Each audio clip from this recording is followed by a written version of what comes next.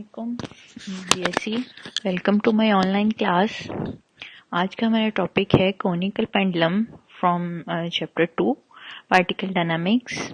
आपके पास question number 6 है, what is conical pendulum and you have to calculate the time period for rotation and angular velocity. आप conical pendulum को देखते हैं कि है क्या। Conical pendulum basically simple pendulum की तरह ही एक स्ट्रिंग पर कंसिस्ट करता है, एक बॉब पर। एक एंड स्ट्रिंग का फिक्स है और दूसरे एंड पर आपने एक Bob of mass m attach की है। अगर इस बॉब को हम रोटेट करवाएं एक हॉरिजॉन्टल सर्कल में तो ये एक कोन की शेप अडॉप्ट कर लेता है। इसको हम कोनिकल पेंडुलम कहते हैं and we have to calculate the time period for this rotation, single rotation. इसमें देखते हैं कि व्हाट इज एल। डायग्राम में देखें, L is the length of string जो बेसिकली वन एंड से हाफ आपकी बॉब तक की लेंथ को हम लेंथ ऑफ स्ट्रिंग बोलते हैं, जो कि सिंपल पेंडुलम में भी ऐसे ही था। T is the tension in the string, R is the radius of this horizontal circle. अब यहाँ tension in the string can be resolved into two components, T sin of theta and T cos of theta. इसको हम detail में आगे देखेंगे। L length of string, T tension in the string जो कि along the string ही है, R is the radius of the cone, omega is angular velocity, m is mass of bob and mg weight of bob which is vertically downward. इस कोण में देखें तो हमारे पास tension in the string makes an angle theta with vertical line.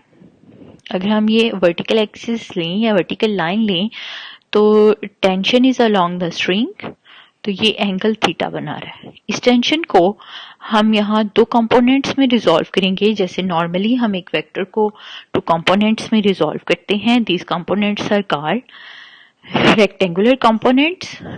Rectangular components के क्या होते हैं? जिनके दरमियान एंगल 90 है।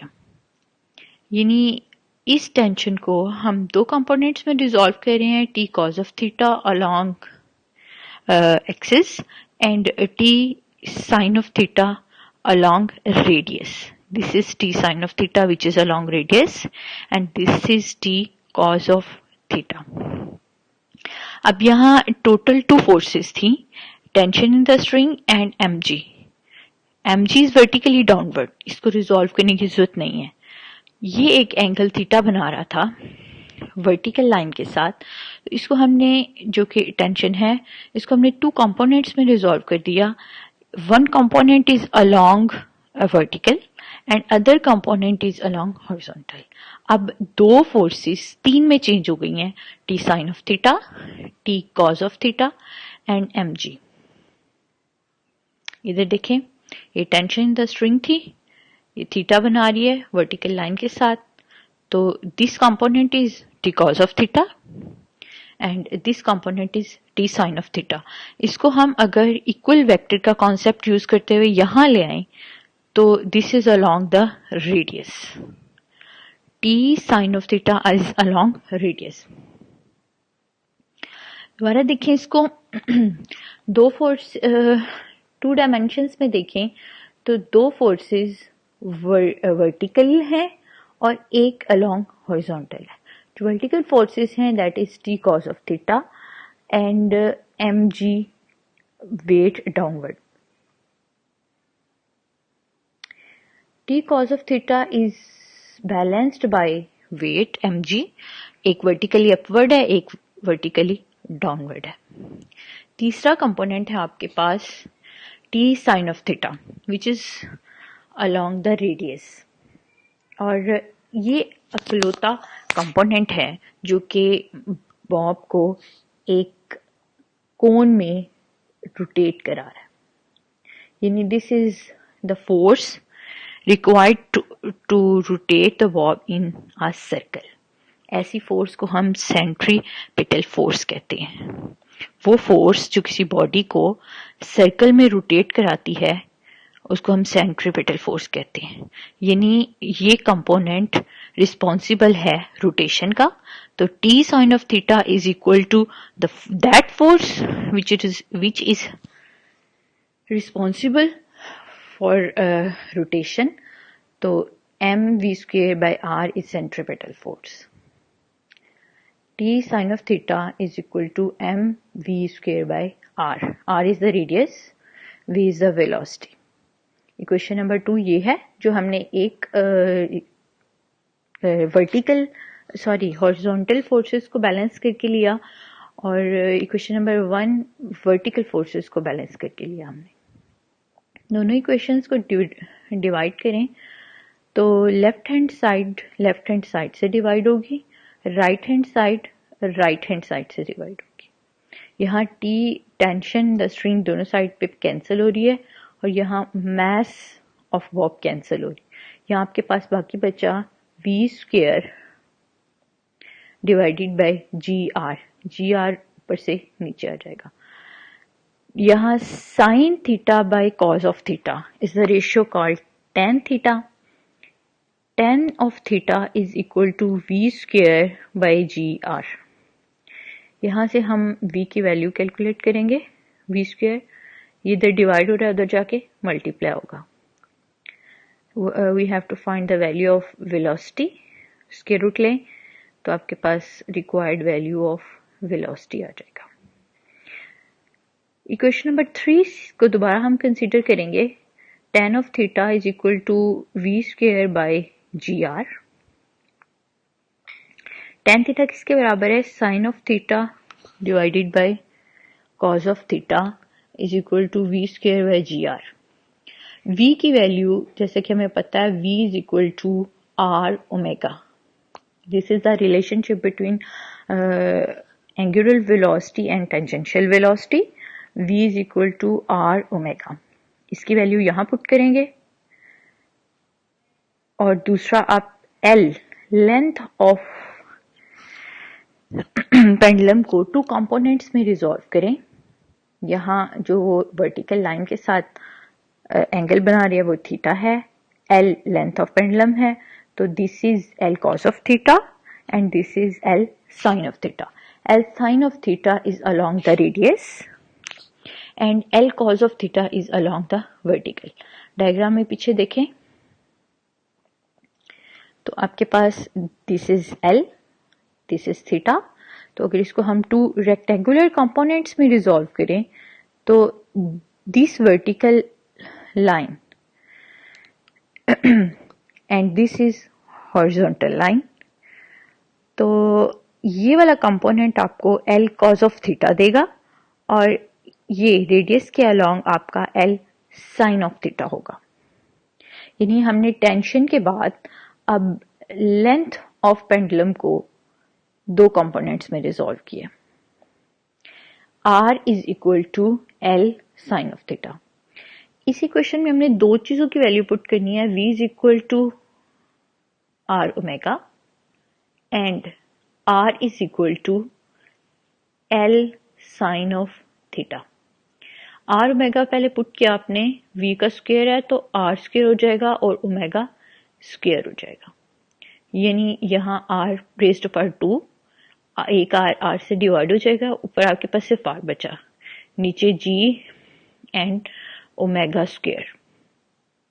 अब इस R की वैल्यू आपने यहाँ से L sine of theta put की है और ओमेगा की value, omega is angular velocity that is 2 pi by t. What is t? This t is called time period or what is time period? Time to complete the one rotation by bob. अब इस expression में आप r की value put करेंगे और omega की value put करेंगे। r की वैल्यू क्या है? L sin of theta and omega की वैल्यू क्या है? 2 pi by t. आपके पास एक्सप्रेशन बन जाएगा sine of theta by cos of theta is equal to R की value L sine of theta divided by g. Omega की value square में है तो 4 pi square divided by T square. दोनों side से साइन कैंसिल हो रहा है। आपने क्या फाइंड आउट करना है? टाइम। टाइम इधर डिवाइड हो रहा है तो उधर ले जाकर आप इसको मल्टीप्लाई कर देंगे। कॉस थीटा इधर डिवाइड हो रहा है तो इधर आकर ये मल्टीप्लाई हो जाएगा। We have to find the value of T. T और जी इधर डिनोमिनेटर में थे, इधर ऊपर आ जाएंगे टी स्क्वायर जी, और इधर आपके पास L cos of theta 4 pi square बच जाएगा। ये देखें, L cos of theta 4 pi square. You have to find the value of t.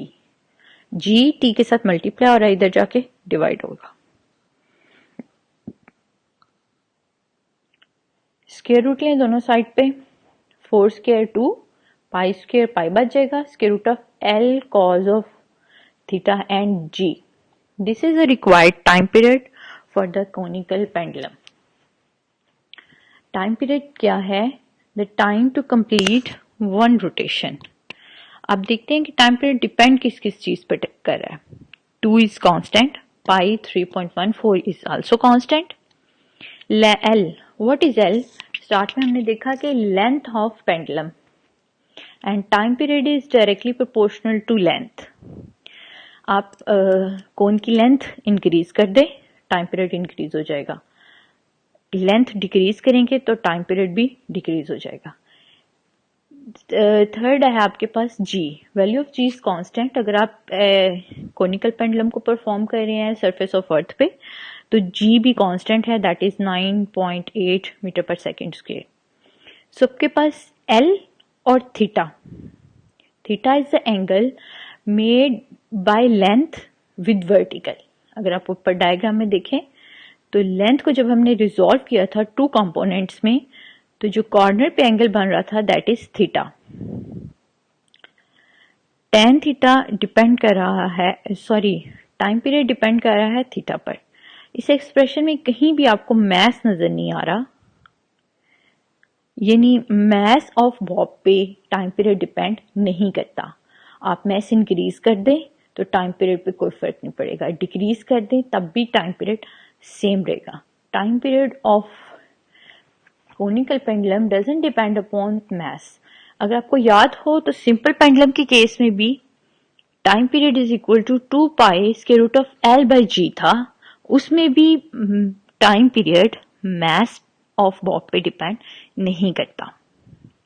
For very small angle आपको पता है कॉस 0 मैक्सिमम 1 होता है, यानी एंगल जैसे आप 0 के करीब लाएंगे, कम करते जाएंगे तो कॉस की वैल्यू मैक्सिमम होती जाएगी, और कॉस की मैक्सिमम वैल्यू क्या है? 1। सो जब एंगल स्मॉल होगा तो हम cos of theta approximately equal to 1 ले लेंगे। तो आपके पास ये एक्सप्रेशन सिंपल पेंडुलम के टाइम पीरियड में चेंज हो जाएगा 2 पाई एल बाई जी। ये आपने कैलकुलेशन फॉर टाइम पीरियड देख लिया। नेक्स्ट आपके पास है angular velocity. Angular velocity calculate करनी है अगर आपके पास टाइम पीरियड है तो। टाइम पीरियड की वैल्यू हमने ऊपर कैलकुलेट कर ली। एंगुलर वेलोसिटी का फार्मूला पीछे भी हम यूज कर चुके हैं, omega is equal to 2 pi by T, और टी क्या है? टाइम पीरियड, जो कि हम यहाँ ऊपर कैलकुलेट कर चुके हैं। टाइम पीरियड की वैल्यू लगाएं 2 pi square root of L cos of theta g. 2 pi से कैंसिल, जी डिनोमिनेटर में है ऊपर चला जाएगा, तो आपके पास ओमेगा की वैल्यू आएगी square root of ji by L cos of theta. इस एक्सप्रेशन में भी देखें तो omega angular velocity depends on G L cos of theta. Surface of earth पे जी की वैल्यू कांस्टेंट है, लेंथ एल पे डिपेंड कर रहा है और थीटा पे। ये नहीं, अगर कॉस की वैल्यू मैक्सिमम होगी तो ओमेगा की वैल्यू मिनिमम होगी। कॉस की वैल्यू मैक्सिमम कब होगी? जब थीटा वेरी स्मॉल होगा, तो एंगुलर वेलोसिटी वेरी स्मॉल होगी।